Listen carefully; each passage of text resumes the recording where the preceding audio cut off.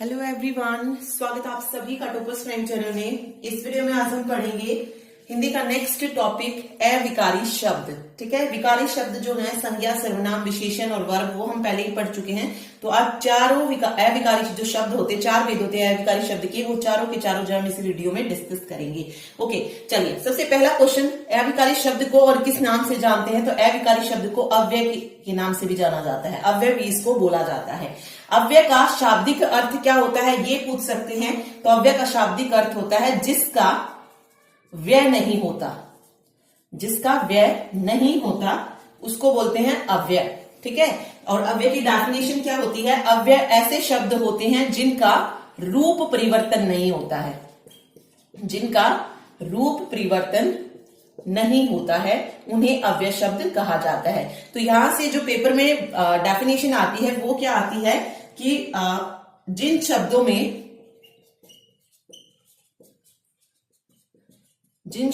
में लिंग, वचन या फिर कारक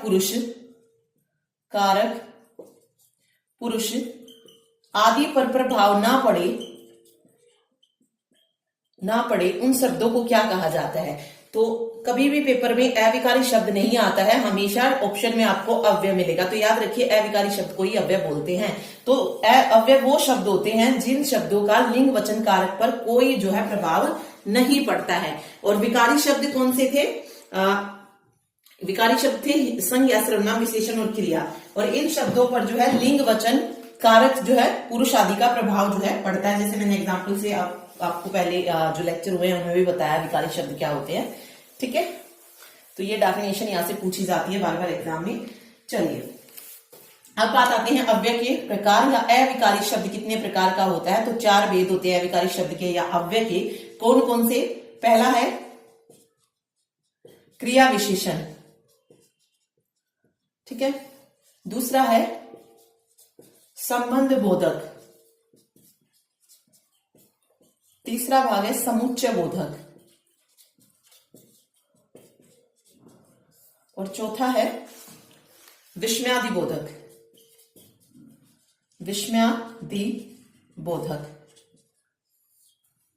ठीक है, अविकारी शब्द ये होते हैं। तो इसको वन बाय वन हम डिस्कस करते हैं। सबसे पहले जैसे हम क्रिया विशेषण को डिस्कस करते हैं कि क्रिया विशेषण क्या होता है। ओके, इससे पहले हम क्रिया पढ़ चुके हैं, विशेषण पढ़ रहे हैं। विशेषण पढ़ चुके, विशेषण क्या करता है? विशेषता बताता है संज्ञा, सर्वनाम की। और क्रिया क्या होता है? किसी काम को करना क्रिया होता है। तो क्रिया विशेषण क्या हो जाएगा? जो शब्द क्रिया की विशेषता बताएगा वो क्रिया विशेषण शब्द होगा, या ठीक है, उसको हम क्रिया विशेषण बोलेंगे। तो ऐसे अविकारी शब्द जो क्रिया की विशेषता बताते हैं उन्हें क्रिया विशेषण कहा जाता है। फॉर एग्जाम्पल मैंने एक सेंटेंस लिखा, थोड़ा खा लो। ठीक है, यहां पे क्रिया कौन सी है? खाना। ठीक है, खा जमाना खाना या खा। अब कितना खाना है? थोड़ा खाना है। तो इस क्रिया की विशेषता बता रहा है थोड़ा। तो यहां पर क्रिया विशेषण जो शब्द होगा वो कौन सा होगा? थोड़ा हो जाएगा। ठीक है, क्रिया विशेषण क्या है यहाँ पे? थोड़ा, जो क्रिया की विशेषता बता रही है। ठीक है, एक और एग्जाम्पल लेते हैं। जैसे मैंने लिखा, वह दिन भर खेलता रहा। क्रिया क्या है यहां पर? क्रिया है खेलना, ये क्रिया है। ठीक है, और इसकी विशेषता कौन बता रहा है? वो मतलब कब तक खेलता रहा? दिन भर खेलता रहा। तो ये क्रिया विशेषण हो जाएगा यहां पे। ठीक है, ये क्या हो जाएगा? क्रिया विशेषण हो जाएगा। अब देखिए क्रिया विशेषण के भी भेद होते हैं। पूछा जाए आपसे क्रिया विशेषण के कितने भेद होते हैं? तो क्रिया विशेषण के चार भेद होते हैं। क्रिया विशेषण के चार भेद होते हैं। कौन कौन से? सबसे पहले है स्थानवाचक क्रिया विशेषण, स्थानवाचक क्रिया विशेषण। दूसरा है कालवाचक क्रिया विशेषण। तीसरा है स्थानवाचक, कालवाचक, रीतिवाचक और परिमाणवाचक।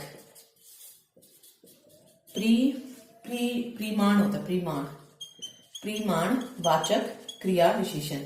तो ये जो है क्रिया विशेषण के भेद होते हैं। ठीक है, चलिए वन बाय वन देखते हैं। हम सबसे पहले जैसे स्थानवाचक क्रिया विशेषण दिया है, तो जो क्रिया विशेषण क्रिया में स्थान बतलाए, ठीक है, क्रिया विशेषण मतलब वो शब्द क्रिया विशेषण का जो क्रिया में क्या बताए, स्थान को बताएगा, उसको स्थानवाचक क्रिया विशेषण बोला जाता है। फॉर एग्जाम्पल मैंने लिखा वह बाहर बैठा है, वह बाहर बैठा है। ओके, बैठना क्या होगी, क्रिया होगी, और उसकी जगह बता दी कि वो कहां पर बैठा है, बाहर बैठा है। तो ये स्थानवाचक, ठीक है, मतलब जगह को हमने बता दिया है कि इस क्रिया विशेषण थे, तो ये स्थानवाचक क्रिया विशेषण हो जाएगा। ठीक है, अगला आप देखिए और एग्जांपल ले सकते हैं, वह उधर सो रहा है। सोना क्या होगी, क्रिया हो गई है, और कहां सो रहा है, उधर सो रहा है, तो वो स्थानवाचक क्रिया विशेषण हो जाएगा। ठीक है, नेक्स्ट पार्ट अगर आप इसमें देखेंगे तो वो है कालवाचक क्रिया विशेषण। स्थानवाचक था तो इसमें स्थान का बोध हो रहा था, कालवाचक है तो इसमें हमें समय का पता चलेगा इसमें। ठीक है, तो जिस क्रिया विशेषण शब्द से हमें समय का पता चलेगा वो कालवाचक क्रिया विशेषण हो जाएगा।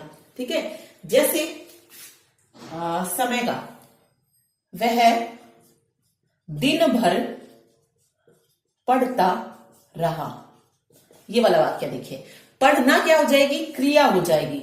ओके, और दिन भर यानी कि पूरा दिन, समय से रिलेटेड हो गया ये, तो ये कालवाचक विशेषण हो जाएगा, सॉरी कालवाचक क्रिया विशेषण हो जाएगा।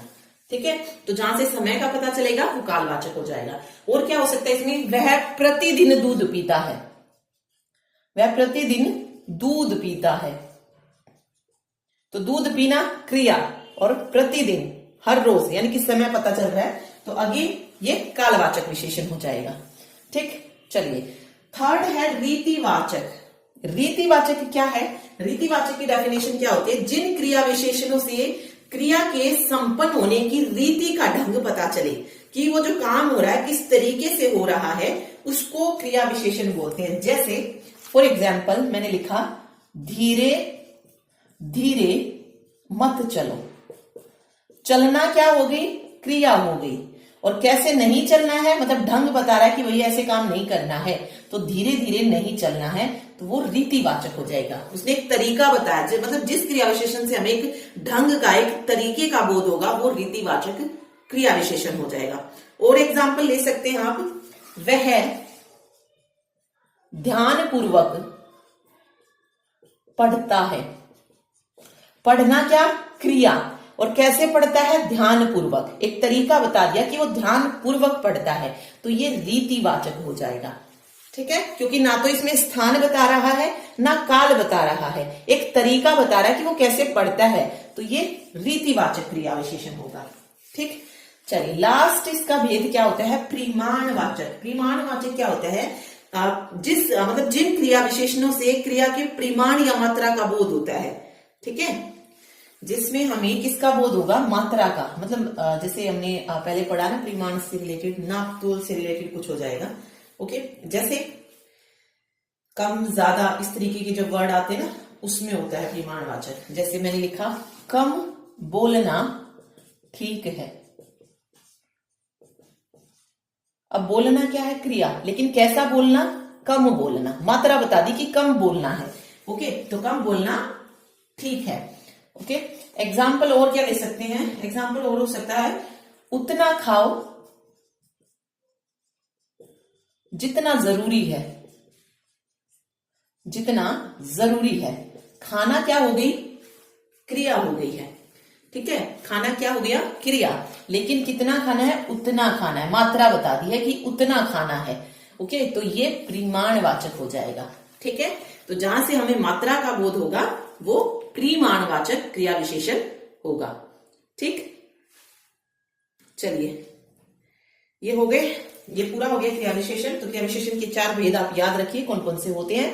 डेफिनेशन जो क्रिया की विशेषता को बताएगा, स्थानवाचक स्थान का बोध होगा, कालवाचक से समय का, रीति में हमें ढंग का पता चलेगा, और परिमाणवाचक से मात्रा का पता चलता है कि कितना जो है जरूरी है। ओके, चलिए अब सेकंड आता है अविकारी शब्द का भेद। कौन सा था, संबंध बोधक अविकारी शब्द। ठीक है, सेकंड हम पढ़ रहे हैं संबंध बोधक। देखिए, संबंध बोधक क्या होता है? जिन शब्दों से संज्ञा और सर्वनाम का वाक्य के साथ के दूसरे शब्दों के साथ संबंध जाना जाता है। संबंध बोधक, इंग्लिश में इसको प्रीपोजिशन बोलते हैं। क्या बोलते हैं? प्रीपोजिशन। क्रिया विशेषण था, उसको क्या बोलेंगे? एडवर्ब बोलेंगे। ठीक है, अब देखिए, संबंध बोधक प्रीपोजिशन, इसमें क्या होता है कि वो शब्द जहां से हमें संज्ञा हो या सर्वनाम हो, इनका क्या पता चलता है? उसी सेंटेंस में जो दूसरे शब्द होते हैं उनसे रिलेशन पता चले। ठीक है, कि इनका संबंध क्या है, वो संबंध बोधक शब्द होते हैं। ठीक, जैसे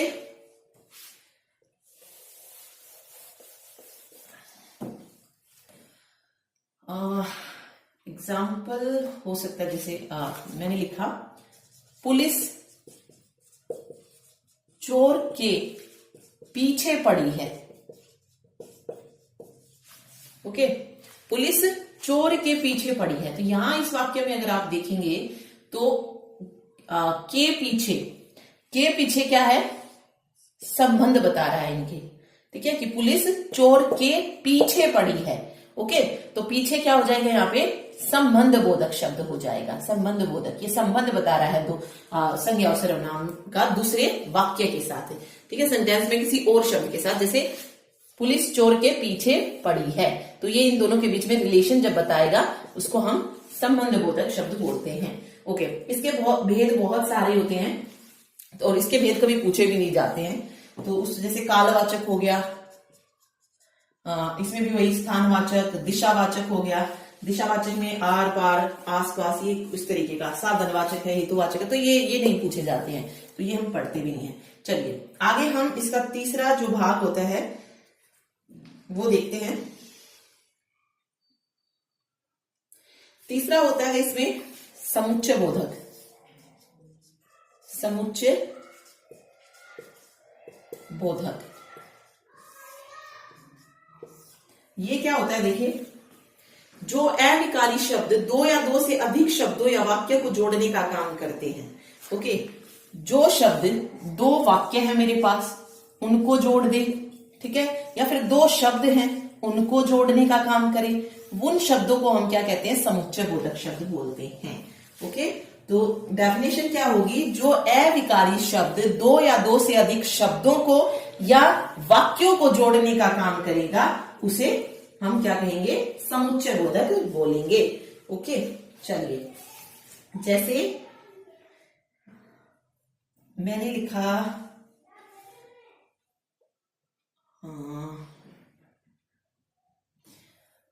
राम, लक्ष्मण और सीता वन को गए। ठीक है, यहां पे अगर आप देखेंगे तो दो शब्द किसके द्वारा जुड़े हुए हैं? राम, लक्ष्मण और सीता। तो यहां पर और क्या हो जाएगा? समुच्चय बोधक हो जाएगा। ठीक है, इनको हम क्या बोलते हैं? समुच्चय बोधक शब्द। या फिर इनको क्या बोला जाता है? योजक। योजक मीन्स जोड़ने वाला भी बोलते हैं इनको। क्या बोला जाता है? जोड़ने वाला। जैसे राम, लक्ष्मण, सीतावन को गए, इसको किस शब्द के द्वारा जोड़ा गया है? और शब्द के, तो ये समुच्चय बोधक शब्द हो जाएगा। ठीक है, इसके दो भेद होते हैं समुच्चय बोधक के। कौन कौन सा? एक होता है समानाधिकरण समुच्चय बोधक, समानाधिकरण समुच्चय बोधक, और दूसरा होता है व्याधिकरण, व्याधिकरण समुच्चय बोधक। समानाधिकरण में क्या होता है? जो समुच्चय बोधक समान स्थिति वाले स्वतंत्र शब्दों को या पदों को या वाक्यों को जोड़ते हैं, उन्हें समान अधिकार कहते हैं। जैसे मतलब समान क्या हो सकता है? उसमें समान स्थिति वाली चीजों को जब जोड़ा जाएगा, जैसे और शब्द के द्वारा जब हम जोड़ते हैं, या के द्वारा जोड़ते हैं, नहीं, और, एवं, तथा, इन शब्दों से जब जोड़ते हैं उनको समान अधिकरण बोला जाता है।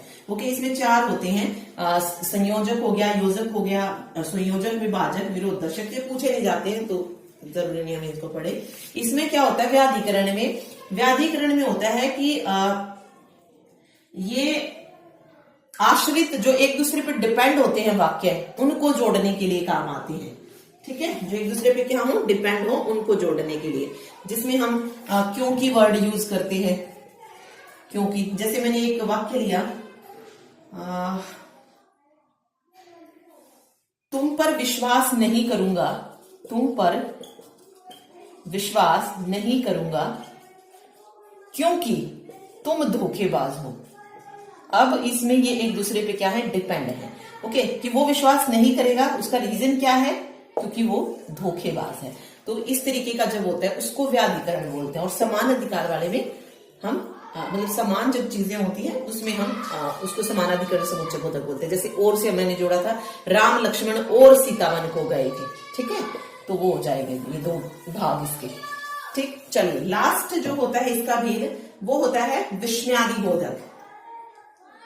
ठीक है, फोर्थ, एक मिनट,